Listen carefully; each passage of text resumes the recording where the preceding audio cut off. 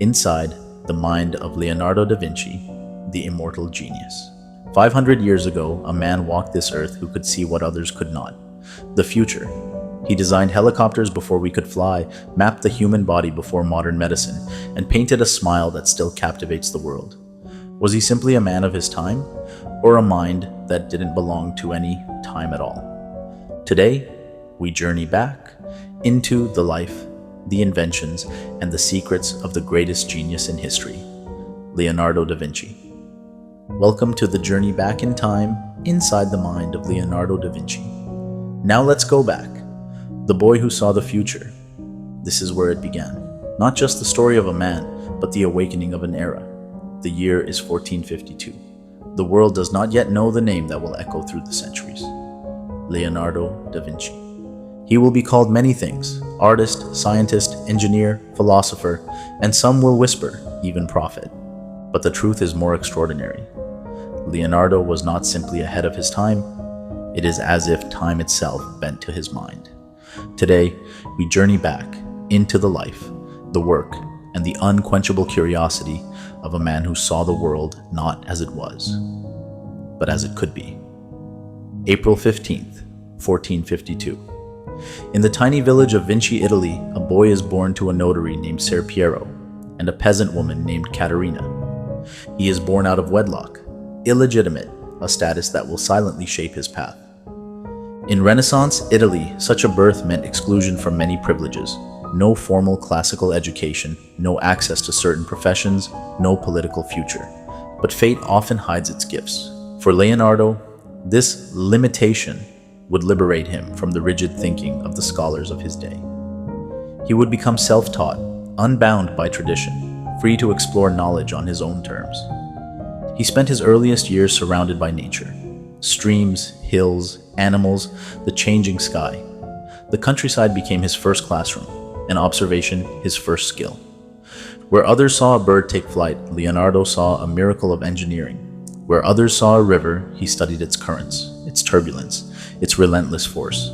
From an early age, Leonardo showed an insatiable curiosity. He sketched everything: plants, rocks, animals, the faces of villagers. He dismantled toys and farm tools just to see how they worked. But in 1466, when he was around 14, destiny took him to Florence, the beating heart of the Renaissance. Florence at the time was a living laboratory of genius. Painters, sculptors, architects, philosophers, all under the patronage of the powerful Medici family. Here, ideas collided like sparks. Leonardo was apprenticed to Andrea del Verrocchio, one of the most respected artists and craftsmen in Florence. Verrocchio's workshop was a universe in itself. Painting, sculpture, goldsmithing, engineering, even stage design. For young Leonardo, it was paradise. Verrocchio quickly recognized Leonardo's extraordinary talent. His hand was steady, his eye was sharper than most, and his sense of detail was almost unnerving. One famous story tells of a painting titled "The Baptism of Christ." Verrocchio asked Leonardo to paint one of the angels. When the work was finished, Verrocchio supposedly swore he would never paint again because his young apprentice had surpassed him. Whether the story is myth or truth, it captures something real. Leonardo's talent was unlike anything Florence had ever seen. His figures breathed, his landscapes shimmered with life. He did not paint what he saw, he painted what he understood. Leonardo's early work already hinted at the man he would become, a master who blended art and science seamlessly. In Verrocchio's studio, he learned not just to paint and sculpt, but to design weapons, build mechanical devices, and study anatomy. To Leonardo, art and science were not separate pursuits. They were two halves of the same truth. When he drew a flower, he wanted to understand how it grew. When he sculpted a horse, he studied the structure of its bones and muscles. When he painted a stormy sky, he observed the movement of clouds, the scattering of light. This relentless observation would become his trademark and his obsession. Despite his success in Florence, Leonardo was restless.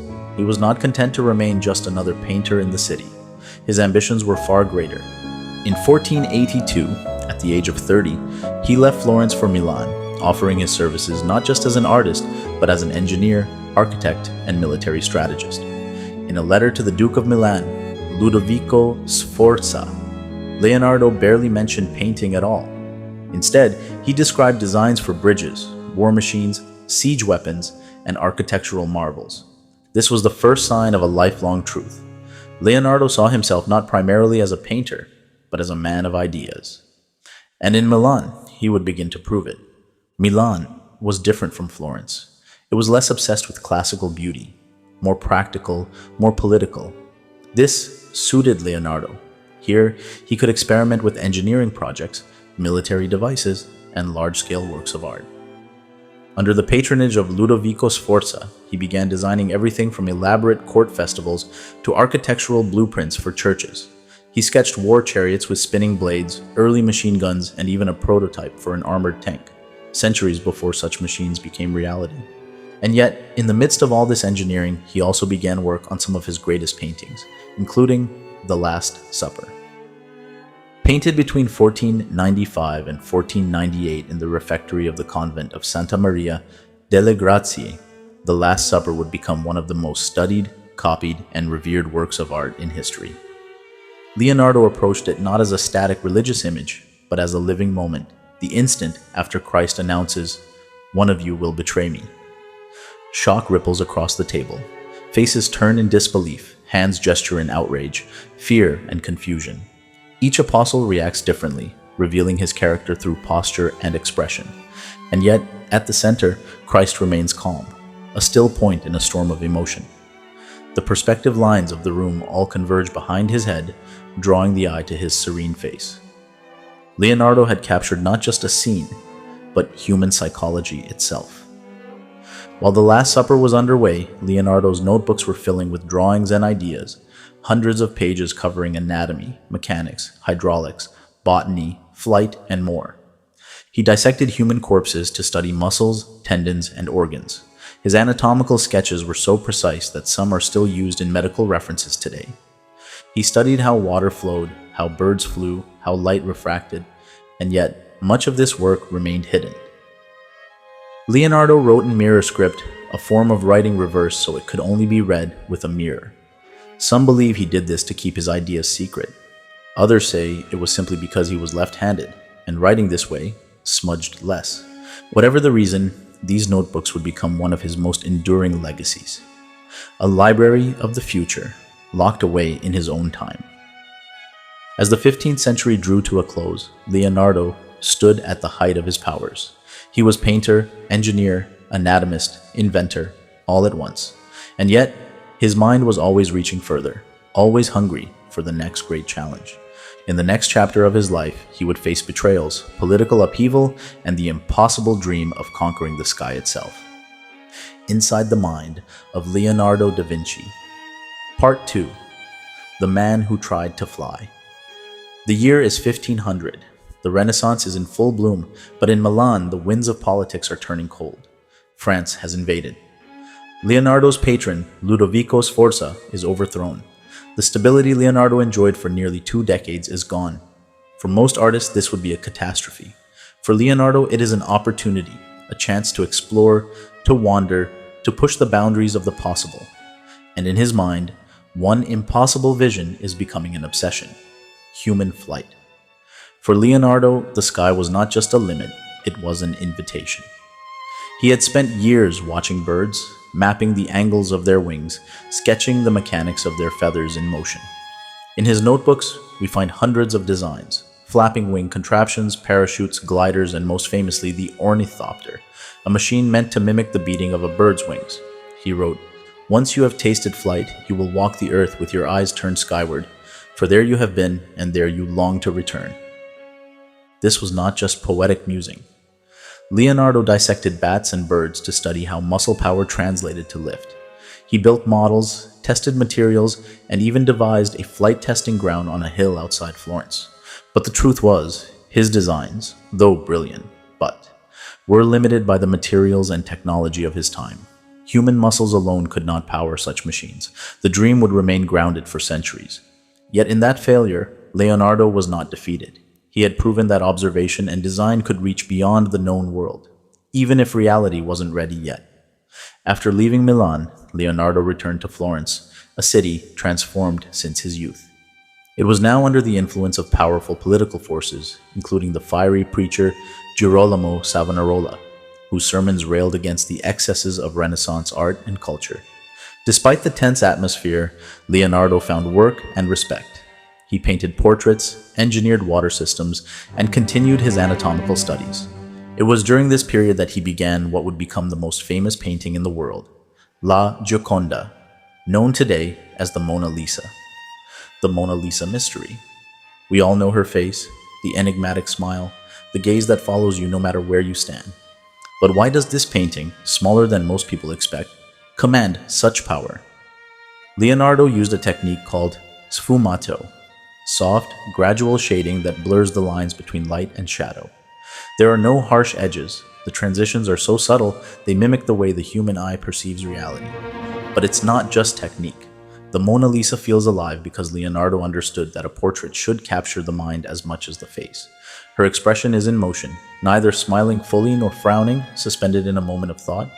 And the background, a dreamlike landscape that seems both earthly and otherworldly, connecting her to something timeless. Leonardo never delivered the Mona Lisa to its supposed commissioner. He carried it with him for the rest of his life, adding tiny refinements year after year, as if he knew this was not just a painting, but his immortality. While Leonardo was working in Florence, another name was rising fast, Michelangelo Buonarroti. If Leonardo was the scientist-artist, Michelangelo was the divine sculptor, fierce, competitive, and unapologetically confident in his genius. The two were commissioned to paint massive battle scenes on the walls of the Palazzo Vecchio. Neither project was finished, but the rivalry pushed both men to their creative limits. Leonardo's design, the Battle of Anghiari, was a whirlwind of horses, soldiers, and raw energy. His studies of anatomy and movement poured into every figure. Though the original is lost, copies reveal a painting so alive it seems ready to leap off the wall. Leonardo's notebooks from this period explode with diversity. One page might contain a study of water swirling in a glass. The next, a diagram of a human skull, perfectly proportioned. Then, a design for a bridge that could be assembled in minutes during battle. He wasn't just observing, he was solving. Need to divert a river? Leonardo could engineer it. Need to design a safer city layout to prevent the spread of disease? He could map it. Need a new type of cannon to breach fortress walls? He had it drawn before lunch, yet so many of these ideas remained in ink. Without patrons willing to invest in experimentation, many of his visions stayed on the page, like blueprints for a future he could see but not build. The call to Rome. In 1513, Leonardo's path took him to Rome, under the patronage of the Medici family once again. Rome was a hub of art and religion, but it was also home to intense political intrigue. Here, Leonardo found himself in the shadow of younger rivals like Raphael, whose charm and adaptability won him powerful commissions. Still, Leonardo kept to his studies, focusing on hydraulics, anatomy, and even optics, experimenting with lenses and the bending of light. But Rome was not a city where his experimental nature could flourish freely. His notebooks from this time reveal frustration. The church, while patron to many artists, was wary of certain scientific inquiries, especially anatomy and dissections. Then came the final invitation that would shape his last years.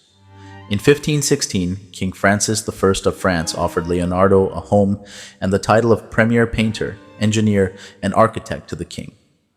At the Château du Clos Lucé, near the royal residence at Amboise, Leonardo lived comfortably, surrounded by his notebooks, models, and unfinished paintings, including the Mona Lisa.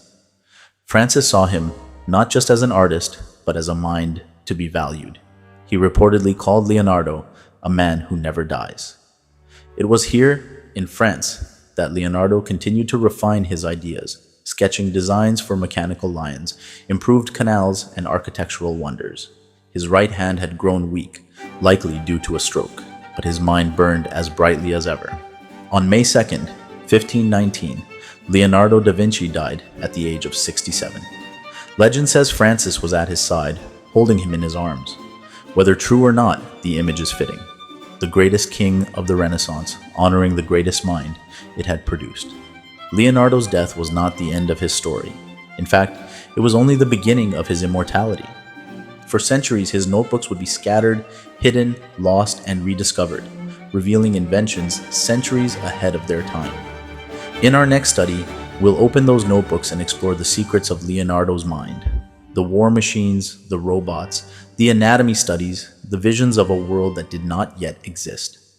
Inside the Mind of Leonardo da Vinci, Part 3, The Secrets in the Notebooks.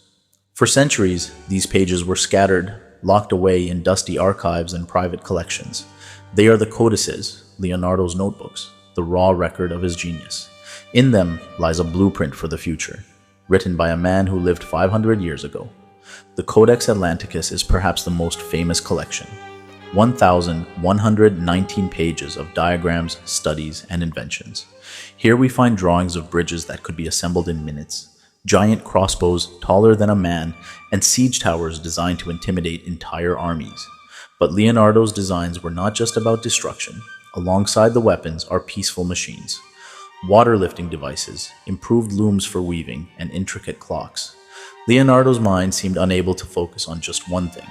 While sketching a catapult, he might also draw a lily flower in the margin. His curiosity was all-encompassing, his attention always drifting to the next question. Leonardo lived in a time when Italy was not a unified country, but a patchwork of city-states constantly at war. Patrons often sought military advantages, and Leonardo delivered designs unlike anything anyone had seen. The armored tank, shaped like a flattened cone, plated with angled armor, bristling with cannons in every direction. A crew inside would turn cranks to move it forward. The design is centuries ahead of its time. But there's a twist. Modern engineers believe Leonardo deliberately designed the gearing wrong, perhaps to prevent misuse if the plans were stolen. The giant crossbow. Nearly 25 meters across, this weapon could fire enormous bolts or even explosive projectiles. But more than a weapon, it was psychological warfare, a machine meant to terrify before the first shot was fired. Multi-barrel cannon, an early attempt at rapid fire. Dozens of small cannons mounted together could be fired in sequence, allowing one group to cool while another was loaded. And yet, there's little evidence that any of these machines were built. Leonardo was a designer for the mind, a man creating visions as much for the page as for the battlefield. One of Leonardo's most astonishing designs lay hidden for centuries, the mechanical knight. Built in the late 15th century, this automaton could stand, sit, move its arms, and lift its visor, all powered by an internal system of gears and pulleys. Imagine it, in an age lit only by candles, a knight of metal moving on its own before the stunned eyes of a Renaissance court. In 2002, a modern engineer reconstructed Leonardo's design, and it worked perfectly. This wasn't just novelty, it was the seed of robotics, planted 400 years before the word even existed. Leonardo also turned his mind to the mysteries of the deep. In the Codex Leicester and other notebooks, he sketched designs for diving suits made of leather, with breathing tubes connected to floating air reservoirs. He imagined underwater warfare, cutting the hulls of enemy ships unseen. One drawing even shows an early concept for a submarine. It would not be until the 17th century that the first crude subs were tested. Yet Leonardo was already there, imagining it. But in a rare note of moral caution, he wrote that he withheld some designs because he feared they could be used for evil and destructive ends. If Leonardo's machines show his mechanical genius, his anatomical drawings reveal his artistry of observation. Over the years, he dissected at least 30 human bodies, a dangerous and often illegal pursuit. By candlelight, he studied the tendons of the hand, the valves of the heart, the structure of the brain. His sketches are breathtaking in detail, layers peeled back to reveal bones, muscles, nerves, organs. In one drawing, he captures the fetus in the womb with such tenderness and accuracy that it still stuns modern anatomists. Leonardo understood that to truly paint the human form, one must first understand it from the inside out. And yet, his notes on anatomy were never published in his lifetime. Had they been, they might have revolutionized medicine centuries earlier. Leonardo's mind also turned to urban planning.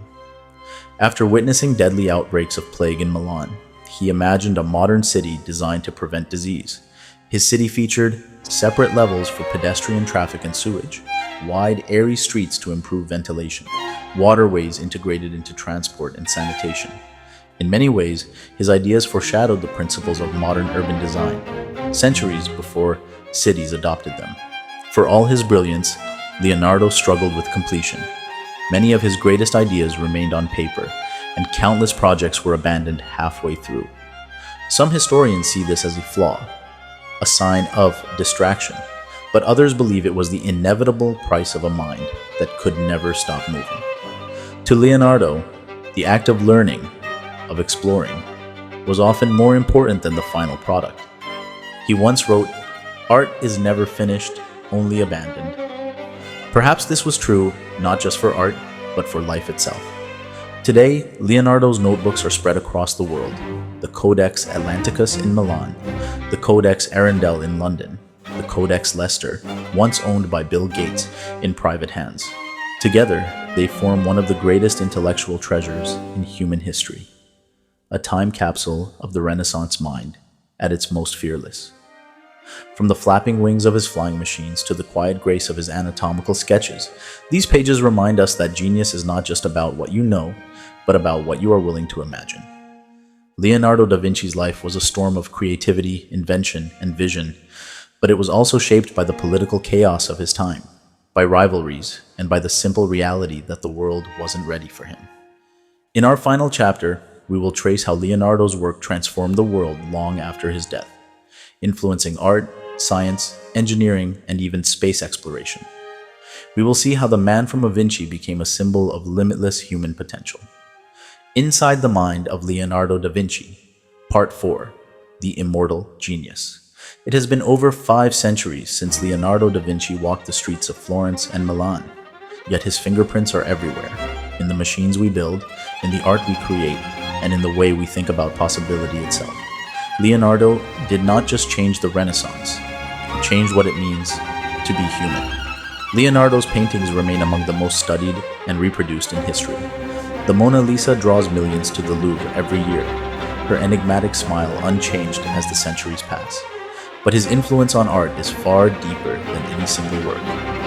His mastery of light and shadow, chiaroscuro, changed the way painters represented depth and form. His use of sfumato, that smoky blending of tones, became a standard of portraiture.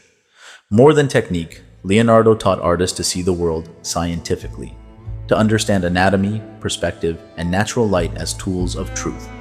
Before him, art was often symbolic. After him, it became a mirror of reality. Leonardo lived before the formal scientific method was established.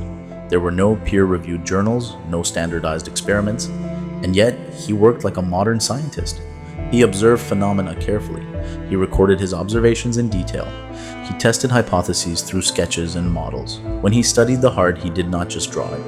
He dissected it, filled it with molten wax to understand its chambers, and discovered how its valves worked. When he studied flight, he measured the angles of bird wings and noted how air moved around them. Many of his findings would not be rediscovered until centuries later. In this way, Leonardo's notebooks are like a lost chapter of scientific history, one written in the margins of art. The helicopter, the tank, the submarine, the parachute, the robot. These are machines we associate with the industrial age, with modern warfare, with space-age engineering. Yet all of them appear in Leonardo's sketches, sometimes centuries before they became reality. Of course, his designs were limited by the materials of his time. Wooden gears and hand-powered cranks could not produce the speeds or strengths we achieve today. But the principles were there: aerodynamics, torque, gearing systems, buoyancy. Modern engineers studied Leonardo not because his machines could have worked in 1500, but because his thinking transcended his time. He looked at nature and saw not mystery, but mechanism. And then he asked the most dangerous question of all: what if we could build it ourselves? Leonardo's mirror writing has fueled centuries of speculation. Was it to keep his ideas secret? To hide dangerous knowledge from those who might misuse it? Perhaps. But the more practical explanation is that Leonardo was left-handed, and writing in reverse kept him from smudging wet ink. Still, there is a deeper symbolism. Leonardo's mind itself was a mirror, reflecting the world, but also inverting it, seeing angles no one else could see. His pages are full of puzzles, drawings overlaid with text, ideas scattered like constellations across the paper. Reading his notebooks is like entering a labyrinth. You follow a machine, sketch into a note about river erosion, which leads into a study of human laughter. Leonardo's mind was not a straight line, it was a web, and in that web lay his genius. In our world, we are told to specialize, to focus on one career, one skill, one path. Leonardo defied that idea entirely. He was an artist and a scientist, an engineer and a musician, a philosopher and a stage designer.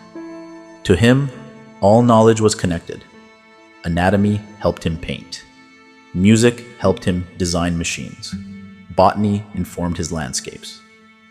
This was perhaps his greatest gift, the ability to see patterns where others saw separation.